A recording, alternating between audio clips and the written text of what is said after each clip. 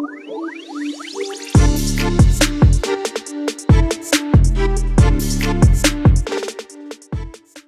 everybody and welcome back to Sweet and Sour Soccer, and it's actually been a while since I feel I've done a Nottingham Forest transfer video, mainly because it's been a bit of a slow summer. But although it has been a bit of a slow summer, not just for Forest but also for other clubs as well, it looks like the whole transfer market is really starting to speed up, especially for Nottingham Forest, because there is three transfer stories. Did I have three then or two? Three transfer stories which I'm going to speak about today. Two which look pretty much over the line. The third one I feel is going to get over the line, but it's just a matter of time. So let's jump into speaking about these transfers. And the first one is Ola Aina, who is joining on a free transfer. Formerly played for Torino last season. He's also played for Premier League clubs Chelsea and Fulham before. For me, this seems like a signing which could be a bit of a backup signing, you know, a player that isn't going to perhaps be first choice, but is a good choice to have within the squad, especially when, like a lot of clubs, every Premier League club is having to deal with financial fair play difficulties. And a lot, I don't know if it's the aftermath of COVID in particular. Maybe teams are suffering due to that. But a lot of teams seem to be having to try and do a bit more business on the cheap for the Premier League, because Premier League usually just throwing out cash left, right and centre. But so because of that, I think it's a shrewd signing. The 26-year-old who plays predominantly as a right back, but we'll go into that in a bit more detail in a minute, did make 19 appearances in the league last season, of which 9 of those were starts, and had an average rating of 6.78. So what might he bring? As I say, I don't think he's going to be a starter. I think this is a smart free transfer backup signing.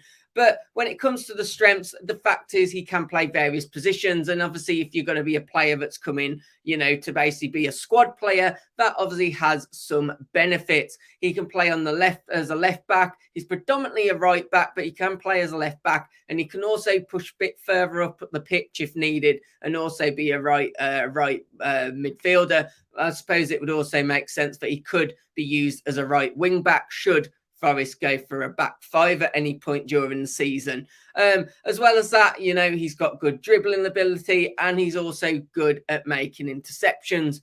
Of course, he's a free transfer, perhaps for a reason, though. He isn't a perfect player.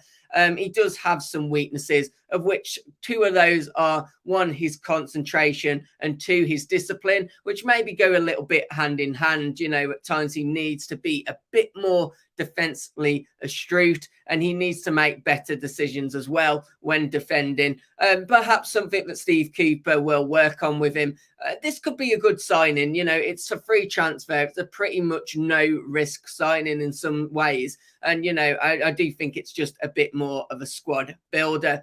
Hi guys, just a quick one from me before we get back to the video. If you are enjoying the video, now is the time to hit that like button and also subscribe to the channel if you haven't done so already. And let's get back to speaking about these Nottingham Forest transfers. But let's move on to the signings, which probably are going to be a bit more juicier for you Forest fans. And this one's obviously broke one of 2 players I'm going to be speaking about that involve Nottingham Forest and Manchester United. The first one, Anthony Elanga, the 21-year-old who obviously plays for Manchester United. It looks like Forest are going to get him in what seems to be a £15 million deal. Of course, he's fell down the pecking order when it comes to Manchester United. They did make a few signings as well last season, which didn't help that. And throughout the season, he made 16 appearances, of which 5 of those were starts, and managed to pick up 1 assist along the way. Now, of course, those stats don't look brilliant, but you have to take some context because 1, he's a very young player, and 2, he wasn't playing an awful lot. As I say, only started 5 times, 16 appearances in the league in total, which is less than half,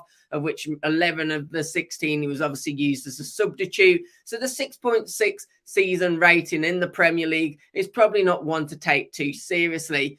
But what is he going to offer Nottingham Forest? Well, it looks like, firstly, one of his major strengths is that he's young. We've seen this with Nottingham Forest, that, you know, quite a young team, especially in the forward areas. Players like Morgan Gibbs-White, Brennan Johnson, both have seemed to really excel, I should say, at Nottingham Forest. And you do think maybe Anthony Elanga coming into that is set up to do very well.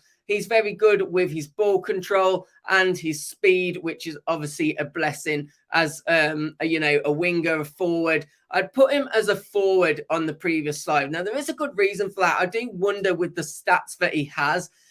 He was predominantly used more so as a winger at Manchester United, but I do wonder whether he's going to be better long term, as he continues to develop more as an attacking midfielder, or maybe as a bit of an inverted winger. We do see that maybe Forest, you guys, and this is why maybe this makes sense. You think of Brennan Johnson, you think of Morgan Gibbs-White, maybe not out and out wingers. There are more maybe perhaps inverted wingers to some degree. And now maybe this is why he really fits that kind of profile.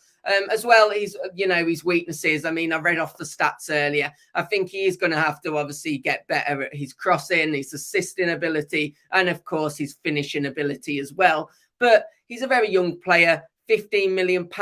It's not a huge outlay. It's not a massive risk. And I think personally, it is a risk worth taking for Nottingham Forest. It'd be interesting to see if Steve Cooper and Forest manage to get the best out of him, because, of course, we've already seen that with some younger Premier League stars. Let's talk about the last guy that I'm going to speak about, Dean Henderson. Of course, already been at Forest. He spent the first half of the season on loan before picking up his injury. And this one has always felt more like a when rather than an if this was going to happen. Forest may be moving a little bit smart, with, as I mentioned before, financial fair play creeping in. They wanted to get a loan with an obligation to buy. Now, of course, that is smart because it defers the payments to the start of next season.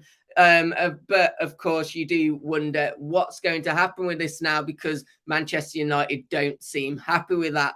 It does make you wonder whether Forest are going to want to do a permanent transfer. They probably will. I think this will get over the line. It'd just be interesting to see maybe if Forest need to perhaps move one or two out the door before being able to complete this signing, just to stay financially fair play as Stroot, or whether this was just trying to get some smart planning by doing a loan with an obligation to buy, which would then obviously free up a bit more money this year to bring in other transfers. Regardless of that, we know Forest need a keeper. I suspect it's going to be Dean Henderson. And I think this one, if not done very soon, will get done at some point in the transfer window. So, guys, that is the Nottingham Forest transfer update. Forest fans watching, obviously, please do give me your thoughts on all three of these transfers. And if you haven't done so already, please hit that like button. Please do subscribe. The videos are going to start to become more and more regular now. I've done 2 in 2 days. So we're coming back. Hit like, subscribe, and have a good weekend, of course, guys. See you on the next one. Take care. Goodbye.